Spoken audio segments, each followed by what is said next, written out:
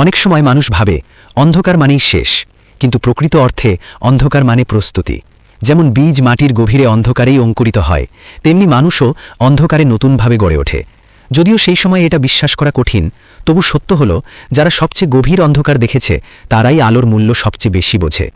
অন্ধকারের মুখোমুখি মানুষ একসময় সাহায্যের অর্থ বুঝতে শেখে। সে বুঝতে পারে একা সব বহন করা যায় না।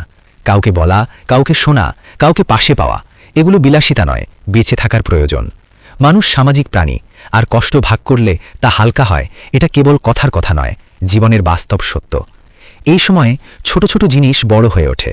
এক কাপ চা, কারো সঙ্গে কিছুক্ষণ কথা, ভোরের আলো কিংবা নিঃশ্বাস নেওয়ার অনুভূতি, এসবই মানুষকে আবার জীবনের সঙ্গে জুড়ে দেয়।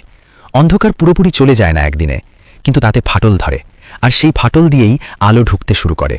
অন্ধকারের মুখোমুখি দাঁড়ানো মানুষ বদলে যায়। সে আর আগের মতো থাকে না। সে বেশি সংবেদনশীল হয়, অন্যের কষ্ট বুঝতে শেখে। তার চোখে পৃথিবী আর শুধু সাদা কালো নয়, অসংখ্য ধূসর রঙে ভরা।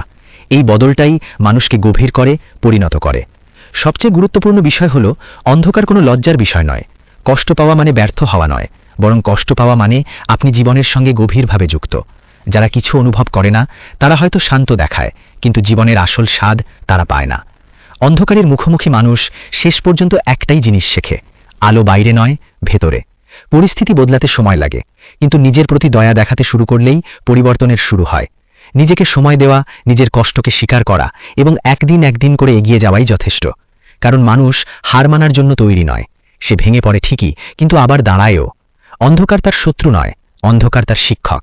আর যে মানুষ অন্ধকারের চোখে চোখ রেখে দাঁড়াতে পারে, সে মানুষই একদিন আলোকে নতুন অর্থ দিতে পারে।